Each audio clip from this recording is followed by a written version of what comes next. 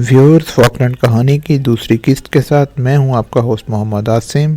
لیکن یہاں آگے بڑھنے سے پہلے ہمارے چینل کو سبسکرائب کر لیں تاکہ ہماری انٹرسٹنگ ویڈیوز آپ تک پہنچ سکیں۔ دوستو، آپ کو یاد ہوگا کہ فاکلینڈ کہانی کی پہلی قسط میں ہم نے آپ کو بتایا تھا کہ 1767 میں اسپین نے مشرقی فاکلینڈ میں موجود اپنی چھاؤنی فورٹ سینٹ لوئس کو اسپین کو فروخت کر دیا، جبکہ انہی دنوں برطانوی مہم جو مغربی فاکلینڈ میں برطانوی چھاؤنی قائم کر چکے تھے، جس کا نام پورٹ ایگمنٹ تھا۔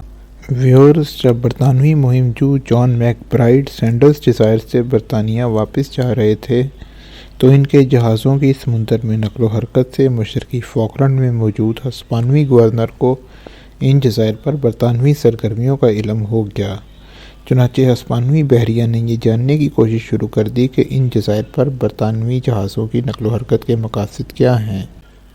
لہٰذا 28 نومبر 1769 کے دن ایک ہسپانوی بحری جہاز نے سینڈرز جزائر کے گرد منڈلانا شروع کر دیا۔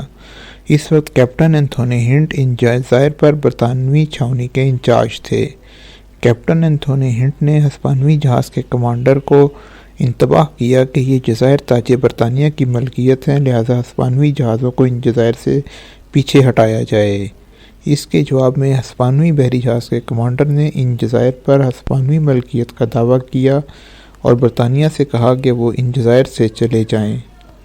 ویورز، جب دونوں فریق یعنی اسپین اور برطانیہ ایک دوسرے سے ان جزائر کے انخلاء کا مطالبہ کر رہے تھے، اس وقت ان جزائر سے 2000 کلومیٹر دور ارجنٹائن کے شہر بیونس آئرس میں ہسپانوی گورنر فرانسیسکو پیوکارنی اپنے فوجی کمانڈروں سے ان جزائر کی صورتحال اور وہاں سے برطانوی فوج کو نکالنے کے طریقوں پر صلاح مشورہ کر رہے تھے۔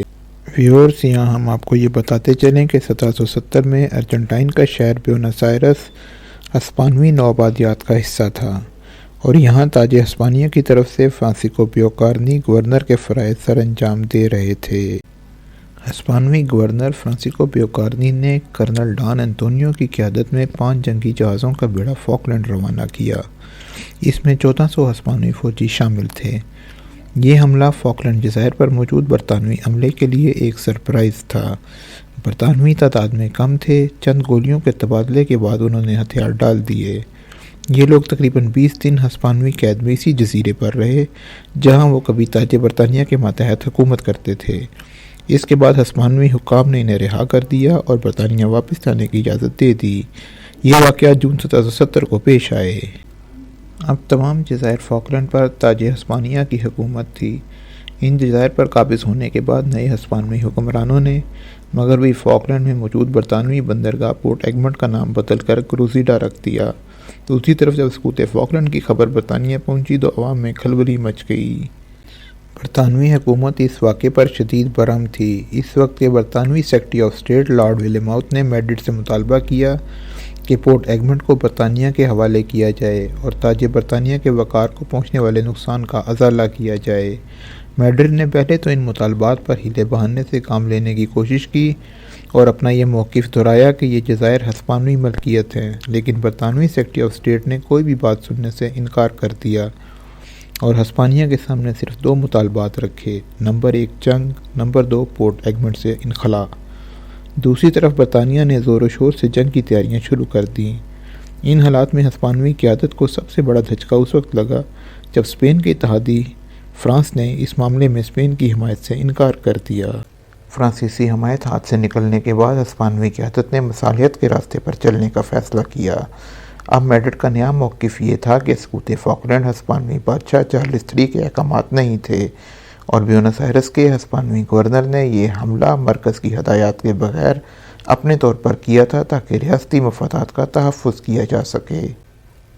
اس حکمت عملی کے نتیجے میں 15 ستمبر 1771 کو فریقین کے درمیان ایک معاہدہ طے پایا جس کے تحت برطانیہ کو پورٹ ایگمنٹ کا قبضہ واپس مل گیا۔ اب ان جزائر پر نئی صورتحال یہ تھی کہ مشرقی فاکلینڈ پر ہسپانوی کنٹرول تھا اور مغربی فاکلینڈ پر برطانیہ کا قبضہ تھا۔ اس کے بعد اگلے 3 سال تک دونوں بڑی طاقتیں یعنی برطانیہ اور اسپین جزیرہ نما فاکلینڈ پر ایک ساتھ۔ یہ وہ وقت تھا جب ریاستہائے متحدہ امریکہ میں برطانوی راج سے چھٹکارے کی آوازیں تیز ہو رہی تھیں۔ ان حالات کو دیکھتے ہوئے برطانوی حکومت نے فیصلہ کیا کہ وہ اپنی بہت سی نوآبادیات سے اپنی افواج واپس بلا لیں گے تاکہ امریکہ میں ان آوازوں سے چھٹکارا پایا جا سکے۔ اسی حکمت عملی کے تحت مئی 1776 میں برطانوی افواج نے پورٹ ایگمنٹ کو خالی کر دیا۔ تاہم انخلا کے وقت انہوں نے جزیرے پر اپنی ملکیت کے دعوے کے طور پر ایک یادگاری تختی چھوڑی۔ اب ان جزائر پر واحد موجود طاقت اسپین کی تھی۔ تاہم اگلے 4 سال برطانوی ملاح پورٹ ایگمنٹ کو جنوبی بحیرہ اوقیانوس میں اپنی سرگرمیوں کے لیے استعمال کرتے رہے، یہاں تک کہ جزیرے پر موجود اسپین کے حکام نے برطانوی کالونی کو تباہ کر دیا۔ دوسری طرف 19ویں صدی کے ابتدائی سال اسپین کے لیے مشکلات کے سال تھے۔ نیپولین فرانس میں بہت بڑی طاقت بن کر ابھر رہا تھا۔ اسپین ان جنگوں میں فرانس کا اتحادی تھا۔ نیپولین نے اسپین کے ساتھ مل کر پہلے پرتگال پر قبضہ کیا، لیکن اس کے بعد فرانس نے اپنی فوج کو اسپین میں داخل کر دیا اور اپنے اتحادی کے علاقوں پر قبضہ شروع کر دیا۔ دوسری طرف ارجنٹائن میں بھی اسپین سے آزادی کی خواہش زور پکڑ رہی تھی۔ ارجنٹائن کی نیشنل فورسز اسپین کی شاہی افواج کے خلاف لڑ رہی تھیں۔ ان حالات کا مقابلہ کرنے کے لیے اسپینش حکام نے جزائر فاکلینڈ سے اپنی افواج کو یوراگوئے کے دارالحکومت مونٹیویو طلب کر لیا۔ یہ واقعات 1811 کے ہیں۔ اسپین کی فوج بھی فاکلینڈ جزائر سے انخلا کے وقت جزیرے پر یہ تختی چھوڑ گئے کہ یہ جزائر اسپین کی ملکیت ہیں، جیسا کہ 35 سال پہلے برطانیہ نے کیا۔ فاکلینڈ جزائر سے اسپین کے انخلا کے بعد یہ علاقہ مکمل طور پر سمندری مہم جوؤں اور ویل کا شکار کرنے والوں کے زیر استعمال رہا۔ یہ لوگ ان جزائر کو اس وقت ایک پناہ گاہ کے طور پر استعمال کرتے تھے جب جنوبی بحیرہ اوقیانوس کے خراب موسموں سے ان کا پالا پڑتا تھا۔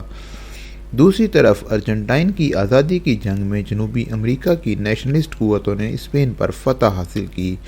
اس فتح کے نتیجے میں ایک نئی ریاست یونائٹڈ پروونسز آف ساؤتھ امریکہ کا قیام عمل میں آیا۔ اس کا دارالحکومت موجودہ ارجنٹائن کا شہر بیونس آئرس تھا۔ 1820 میں اسپین سے آزادی حاصل کرنے والی بیونس آئرس حکومت نے جزائر فاکلینڈ کی ملکیت کا دعویٰ کیا۔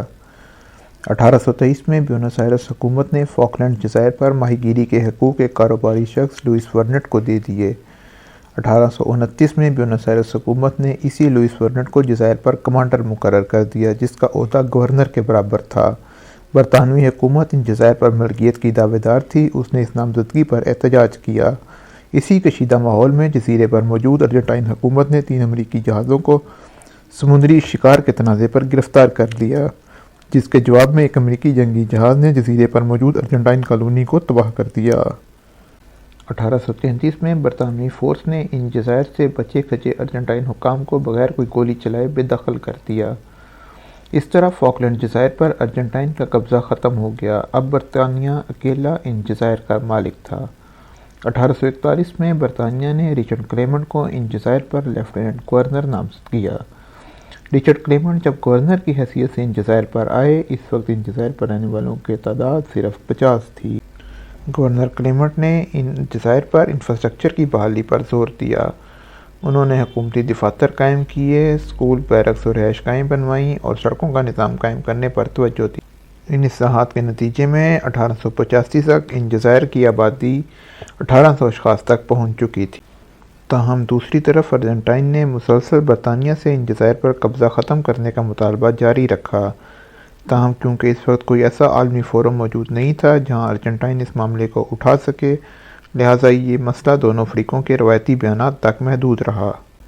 ویورز، یہاں فاکلینڈ کہانی کی دوسری قسط اپنے اختتام کو پہنچی۔ انشاءاللہ فاکلینڈ کہانی کی تیسری اور آخری قسط کے ساتھ جلد آپ سے ملاقات ہوگی۔ تب تک اللہ حافظ۔